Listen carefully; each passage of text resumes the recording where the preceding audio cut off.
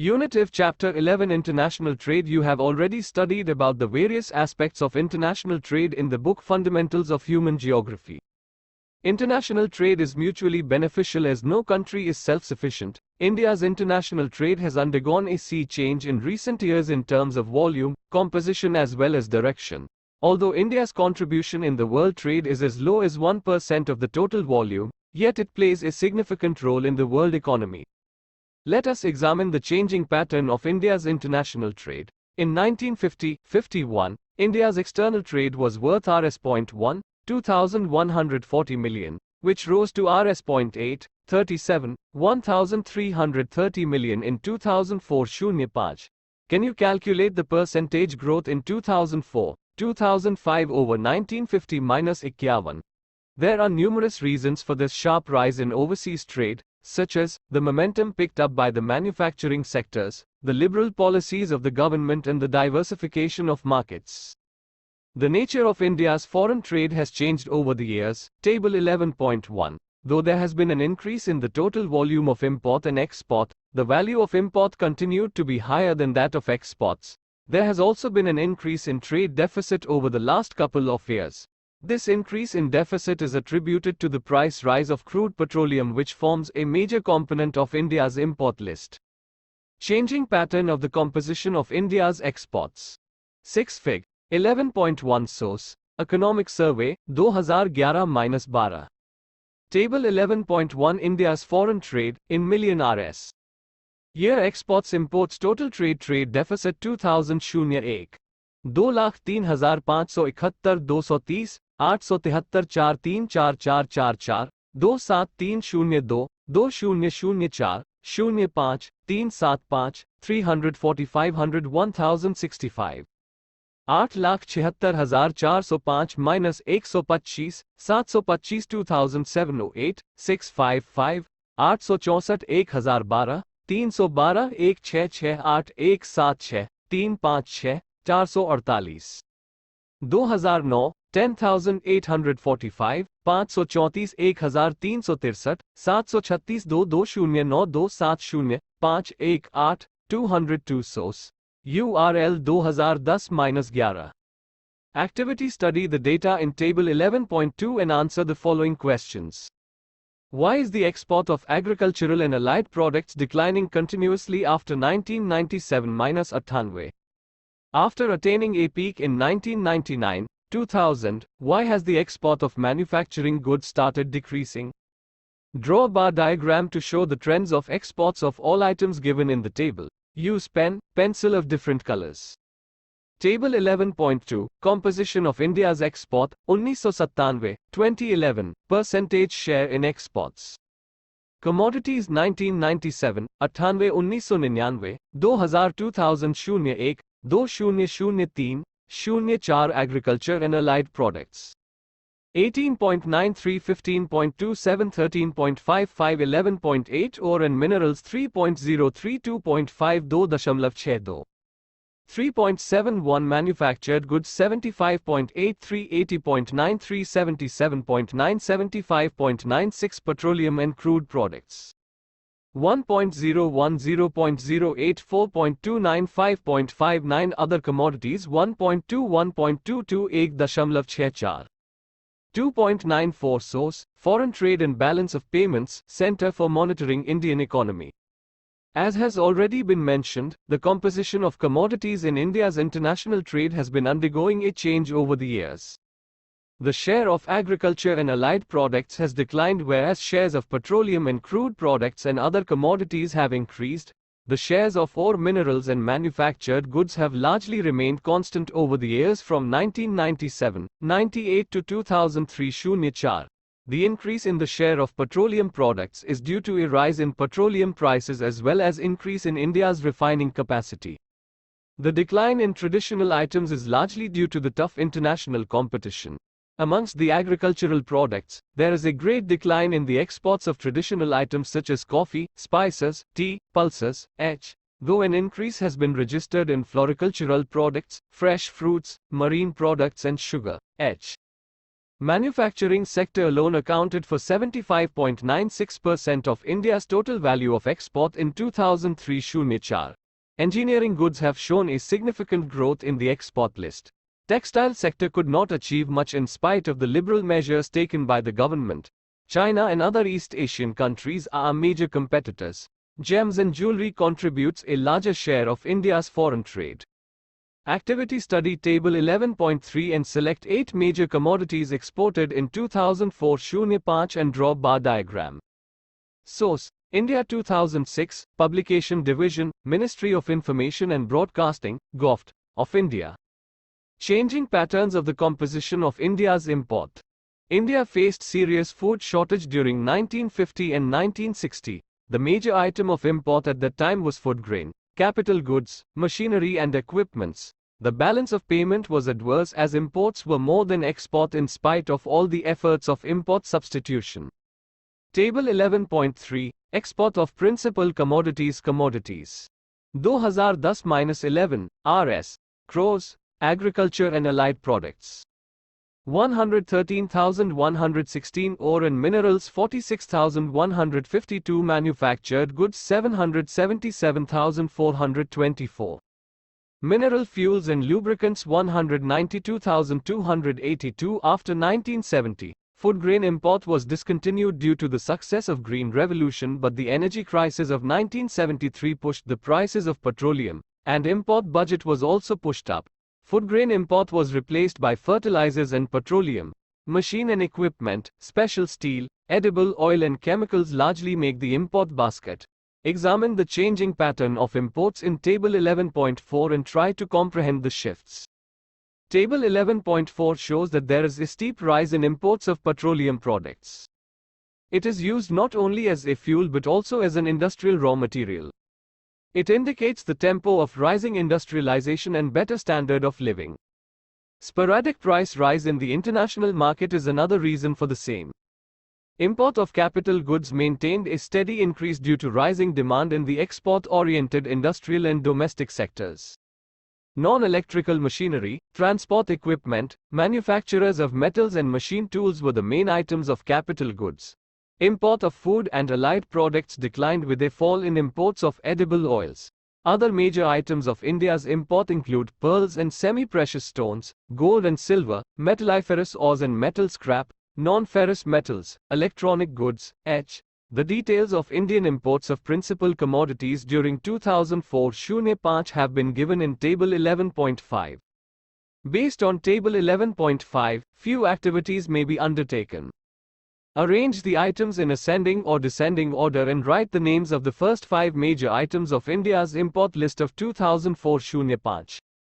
Why does India import edible oil and pulses in spite of being an agriculturally rich country? Select 5 most important and 5 least important items and represent them by bar diagram. Can you identify some items of imports for which substitutes can be developed in India? Table 11.4, India composition of import 2009-11, in percentage. Commodity group 2009-10-2010-11 food and allied products. 3.7 fuel, coal, pol, 33.2 31.3 fertilizers 2.3. 1.9 paper board manufacturing and newsprint 0.5 0.6. Capital goods 15.0 13.1 others of which 42.6 47.7 chemicals.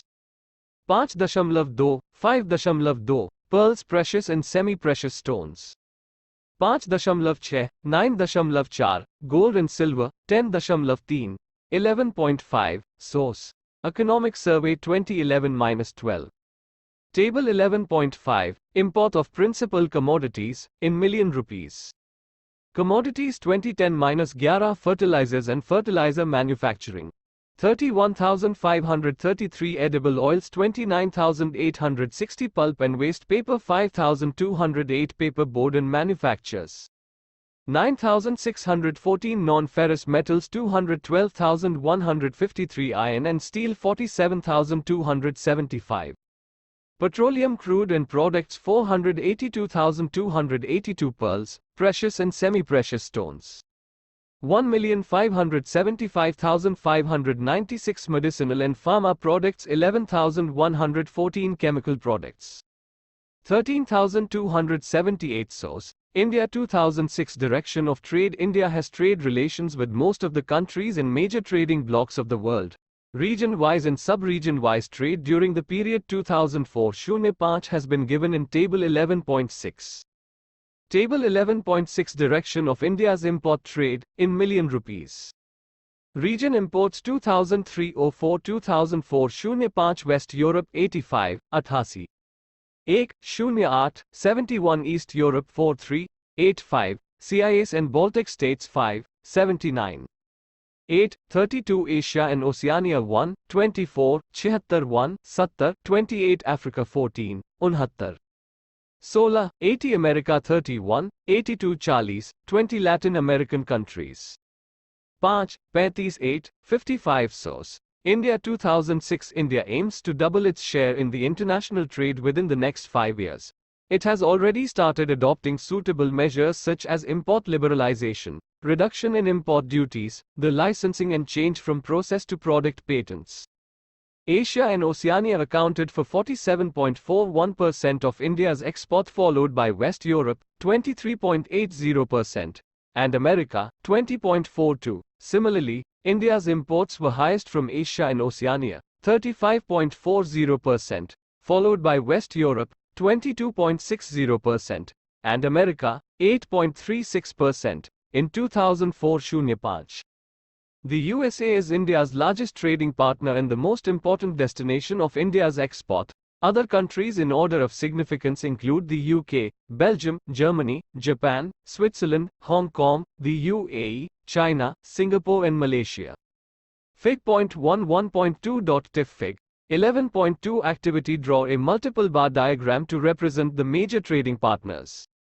Most of India's foreign trade is carried through sea and air routes. However, a small portion is also carried through land route to neighboring countries like Nepal, Bhutan, Bangladesh and Pakistan. Table 11.7 India's major trading partners, percentage share in total trade, export jor import.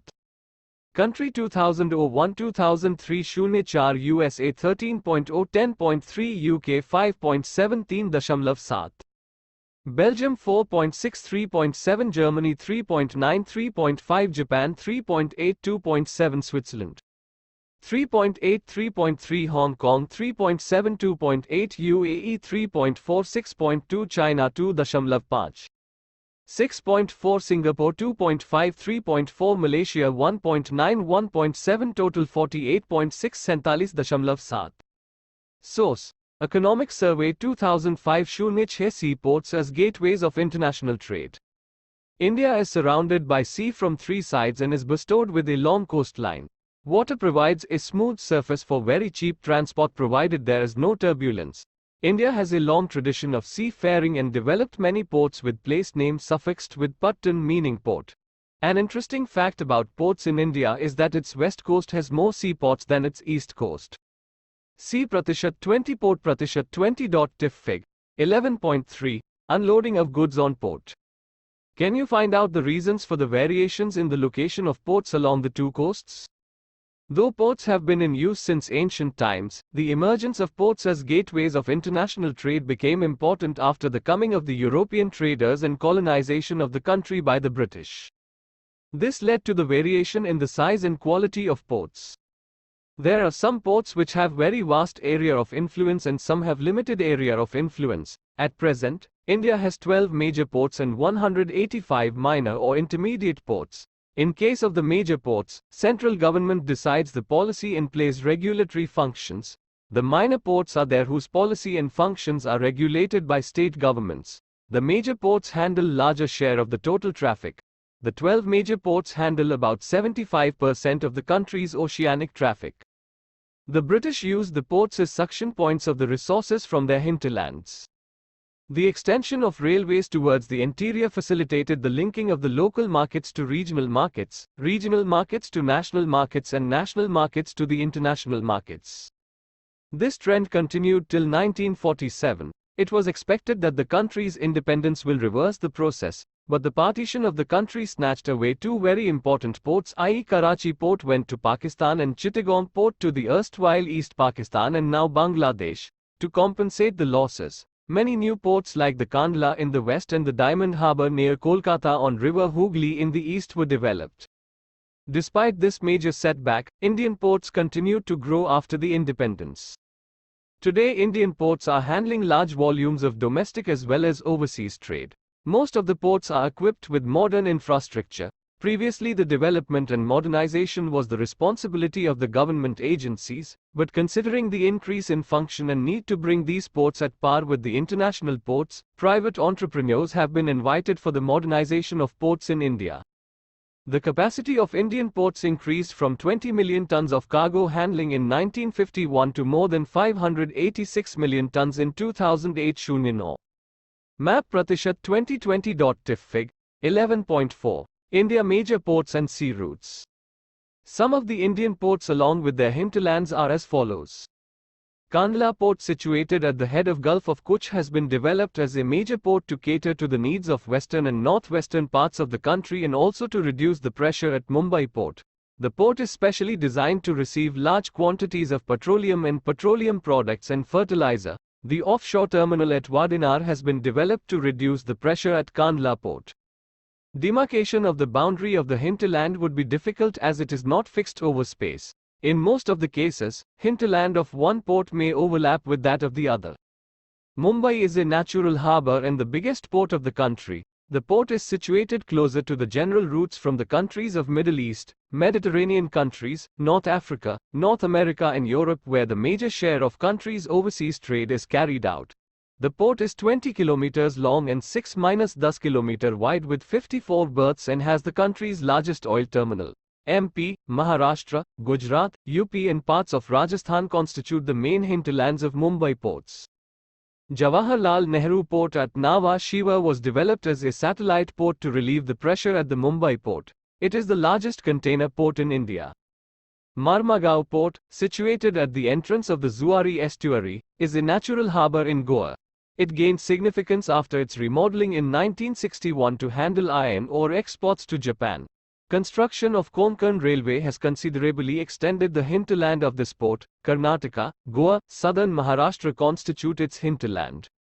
New Mangalore port is located in the state of Karnataka and caters to the needs of the export of iron ore and iron concentrates. It also handles fertilizers, petroleum products, edible oils, coffee, tea, wood pulp, yarn, granite stone, molasses, etc. Karnataka is the major hinterland for this port. Kochi Port, situated at the head of Vembanad Kayal, popularly known as the Queen of the Arabian Sea, is also a natural harbour. This port has an advantageous location being close to the Suez-Colombo route. It caters to the needs of Kerala, southern Karnataka and southwestern Tamil Nadu. Kolkata Port is located on the Hooghly River, 128 kilometers inland from the Bay of Bengal. Like the Mumbai port, this port was also developed by the British. Kolkata had the initial advantage of being the capital of British India.